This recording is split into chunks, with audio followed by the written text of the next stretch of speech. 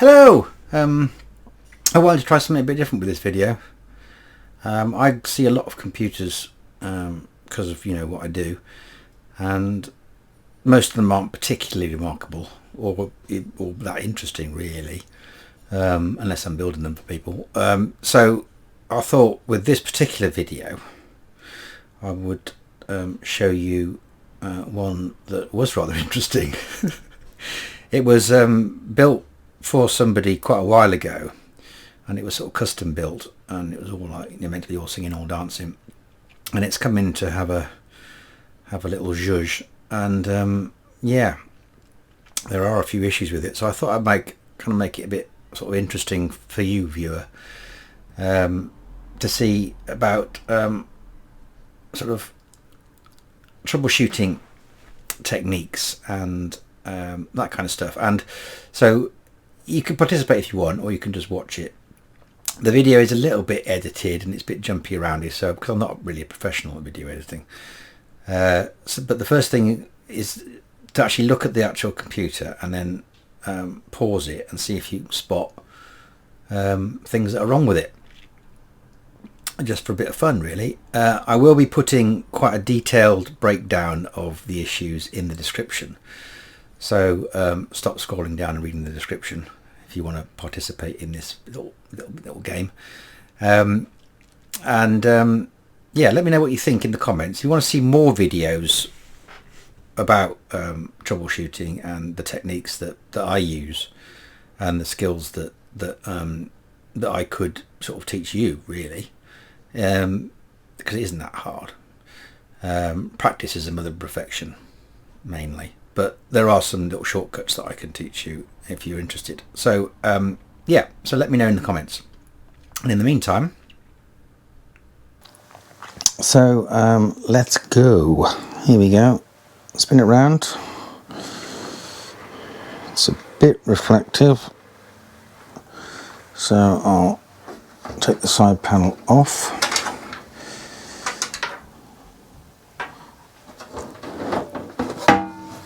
And there you go. So you should get a pretty good view there. If you pause it and get a bit of paper, just write down what you think is wrong.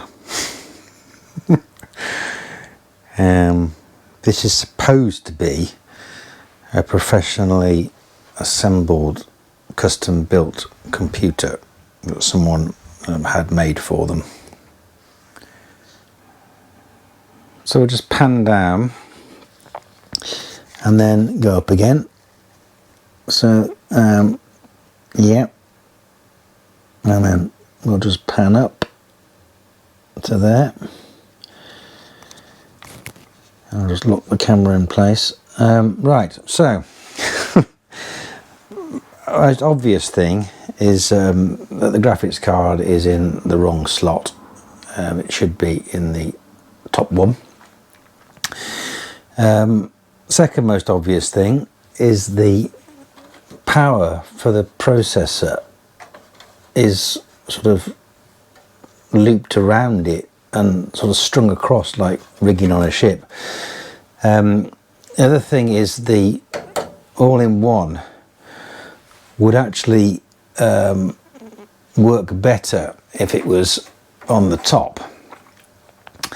In fairness, the pump isn't the highest point in the system, that's here, but you would get a bit of bubbly noises. I mean, I think on some models that little bit at the top is designed to be a little sort of air gap sort of thing, but I think they generally work better not positioned there. Also, that says Cooler Master on it, but that's a Corsair fan.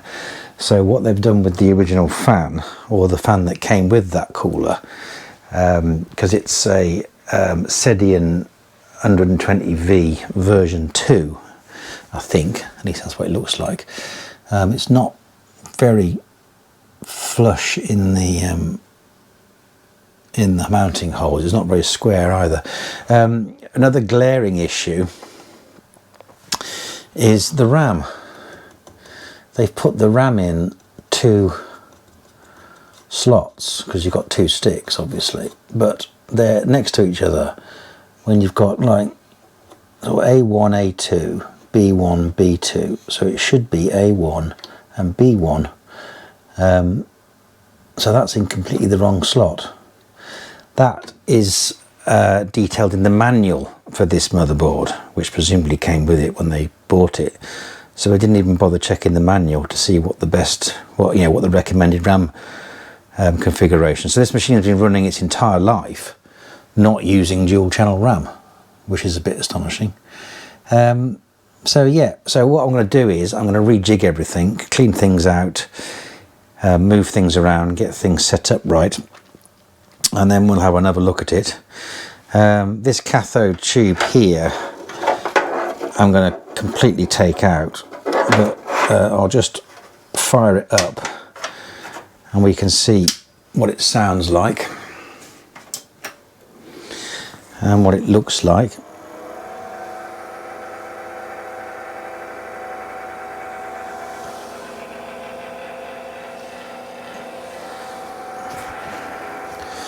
That noise is the power supply fan, I think. Yeah, that's the power supply fan. It's not that one. Yeah, the bearings are going in the power supply.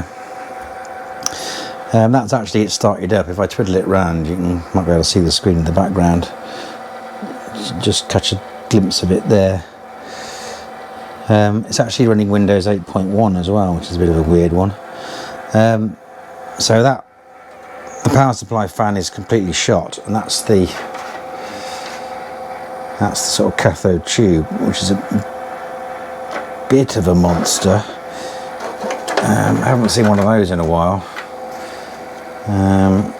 So they just sort of shoved that in for a bit of lighting. There's red lighting on the fan there, and there's red lighting on the fan at the front as well, which you can probably see.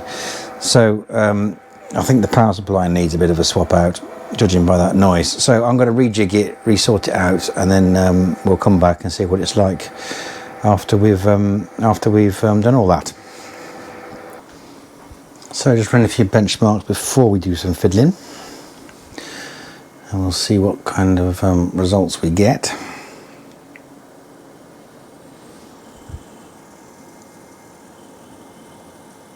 So that's the RAM put in the correct slots. I've also noticed that the DVD drive isn't actually powered up at all. It's got no power connected to it. And after I'd removed the graphics card, the USB 3 front sockets weren't even plugged in. Because I don't think you can actually get it to plug in with the graphics card in that bottom slot. And here's the graphics card, that's the back of it, which is just a bit like the surface of the moon. So yeah, onwards. So here's another thing I've noticed. In their efforts to do a bit of cable tidying, they've fed the all-in-one pump fan sort of cable through the outside, and so it's got completely squashed and pinched against the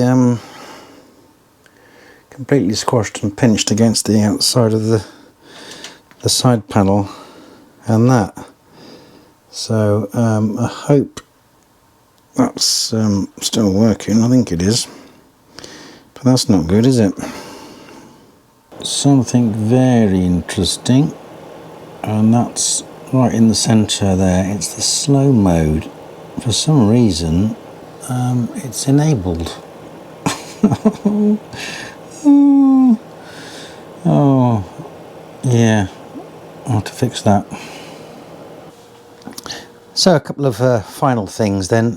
First thing is that I didn't at all like the noise the fan in the power supply was making. I checked the warranty sticker on it, and it was manufactured in 2012, so I think it's probably only right and proper that I swapped it out. So it's got a nice new one in.